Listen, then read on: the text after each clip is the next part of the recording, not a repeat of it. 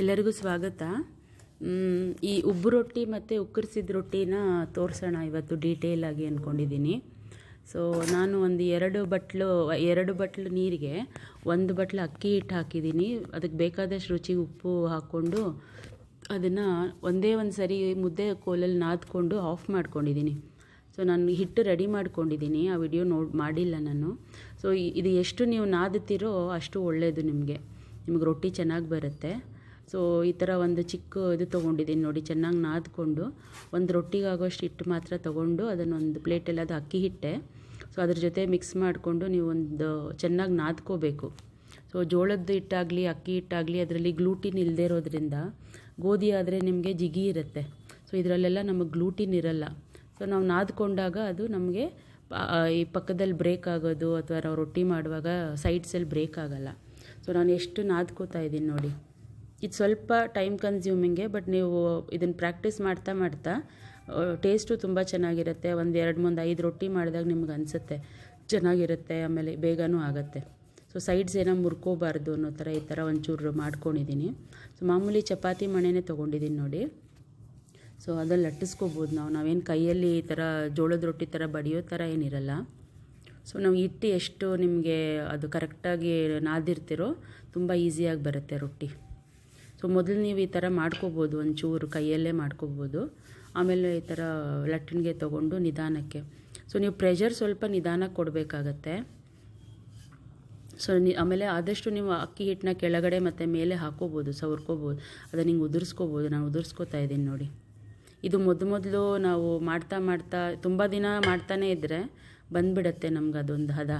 ಈಗ ಚಪಾತಿ ಮೊದಲು ಮಾಡ್ತಾ ನಮ್ಗೆ ಗೊತ್ತಾಗಲ್ಲ, ಆಮೇಲೆ ನಿಮಗೆ ಅದು ಬಂದ ಮೇಲೆ ಒಲೆ ಆನ್ ಮಾಡಿಕೊಂಡೆ ಬೇಗ ಮಾಡ್ತೀವಲ್ಲ ಆ ಥರ. ಇದು ಈ ಊರಲ್ಲಿ ನಾನು ನೋಡಿಲ್ಲ ಜಾಸ್ತಿ. ಈ ಊರಲ್ಲಿ ಮೈದಾ ಹಾಕಿ ಮಾಡ್ತಾರಲ್ವ, ಆ ಥರ ಹೋಳಿಗೆ ಥರದ್ದು ಅದಲ್ಲ. ಇದು ಬರೀ ಅಕ್ಕಿ ಹಿಟ್ಟಿಂದ. ಸೊ ಹೆಲ್ತಿಯಾಗಿರುತ್ತೆ. ಆಮೇಲೆ ಒಂಚೂರು ಎಣ್ಣೆ ಯೂಸ್ ಮಾಡ್ತಿಲ್ಲ. ಸೊ ನೀರು ಹಚ್ಕೊಂಡೇ ಮಾಡೋದು ನಾವು ಇದನ್ನು.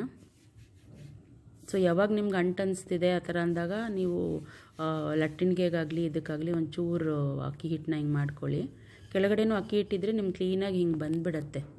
ಈ ಥರ ಆಗೋ ಚಾನ್ಸಸ್ ಇರುತ್ತೆ, ಸ್ವಲ್ಪ ಅಕ್ಕಿ ಇದಾಗತ್ತೆ. ಸೊ ಆವಾಗ ಒಂಚೂರು ನೀವು ಅದನ್ನು ಸ್ವಲ್ಪ ಸರಿ ಮಾಡ್ಕೋಬೋದು. ಸೊ ಈಗ ಆಗಿದೆ ನೋಡಿ.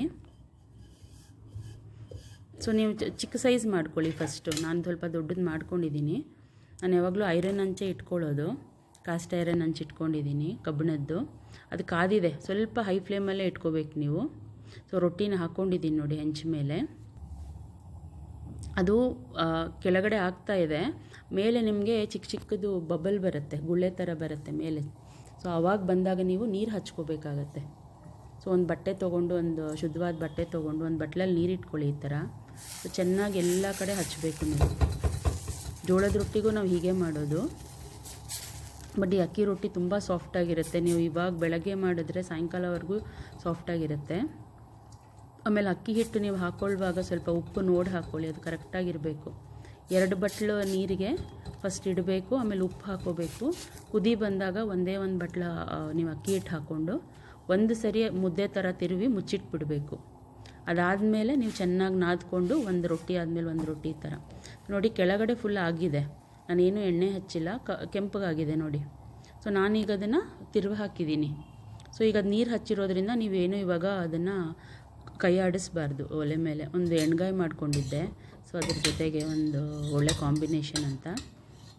ಇದು ರೆಸಿಪಿ ಇನ್ನೊಂದು ಸರಿ ಹಾಕ್ತೀನಿ, ಇವಾಗ ಜಸ್ಟ್ ತೋರಿಸ್ತಾ ಇದ್ದೀನಿ ಅದ್ರ ಜೊತೆ ಕಾಂಬಿನೇಷನ್ ಇದೆ ಇವಾಗ ಅಂತ. ಸೊ ಇದು ರಾತ್ರಿಗಾಗಲಿ ಅಥವಾ ಬೆಳಗ್ಗೆಗಾಗಲಿ ನೀವು ಮಾಡಿ ರಾತ್ರಿಗೂ ತಿನ್ಬೋದು, ಚೆನ್ನಾಗಿರುತ್ತೆ. ಸೊ ಈಗ ಅದು ನೀರೆಲ್ಲ ಹೋಗಿದೆ, ಅದು ಹಿಂಗಿದೆ. ಸೊ ಇವಾಗ ಅದು ತಿರುಗ್ತಾ ಇದೆ ನೋಡಿ. ಸೊ ಇದು ಚೆನ್ನಾಗಿ ಉಬ್ಬತ್ತೆ. ನೀವು ಒಂಚೂರು ಬೇಕಿದ್ದರೆ ಅದನ್ನು ಈ ಥರ ತೊಗೊಂಡು ಹಿಂಗೆ ಪ್ರೆಸ್ ಮಾಡಬಹುದು, ಚುಚ್ಕ ತೊಗೊಂಡು ಈ ಥರ ಒಂದು ಪ್ರೆಸ್ ಮಾಡಬಹುದು. ಇಲ್ಲಾಂದರೆ ಕೈಯಲ್ಲೇ ಈ ಥರ ತಿರುಗಿಸ್ತಾ ಇರ್ಬೋದು. ಸೊ ಒಂದು ಕಡೆ ಕೆಂಪಾಗಿದೆ, ನೀವು ನೀರು ಹಚ್ಚಿದ ಕಡೆ ಇವಾಗ ತಿರುವು ಹಾಕಿದ್ದೀರಾ. ಸೊ ನಾನಿವಾಗ ತೋರಿಸ್ತೀನಿ ನೋಡಿ ಎರಡೂ ಕಡೆಯೂ ಕೆಂಪು. ಅದೊಂದು ಸರಿ ಚೆಕ್ ಮಾಡ್ಕೋಬೇಕು, ಎರಡೂ ಕಡೆ ಕೆಂಪು. ಅದೇ ಸ್ವಲ್ಪ ಇದನ್ನು ನಾವು ಒಂದು ಸ್ವಲ್ಪ ಹೈ ಫ್ಲೇಮಲ್ಲೇ ಮಾಡ್ಕೋಬೇಕು. ಸೊ ಚೆನ್ನಾಗಿ ಉಬ್ಬು ಬರುತ್ತೆ, ಆಮೇಲೆ ತುಂಬ ಸಾಫ್ಟಾಗಿರುತ್ತೆ ನಿಮಗೆ ತಿನ್ನುವಾಗ. ಇದಕ್ಕೆ ಚಟ್ನಿನೂ ಆಗುತ್ತೆ, ಎಣ್ಗಾಯಿ ಆಗುತ್ತೆ, ಯಾವುದಾದ್ರೂ ಕಾಳು ಪಲ್ಯ ಯಾವುದಾದ್ರೂ ಆಗುತ್ತೆ. ನೋಡಿ ಈ ಥರ ಬರುತ್ತೆ. ಸೊ ಇದೆರಡೂ ಕಡೆ ಆಗಿದೆ, ಇಷ್ಟು ಕೆಂಪಗಾಗತ್ತೆ ಅಷ್ಟೇ.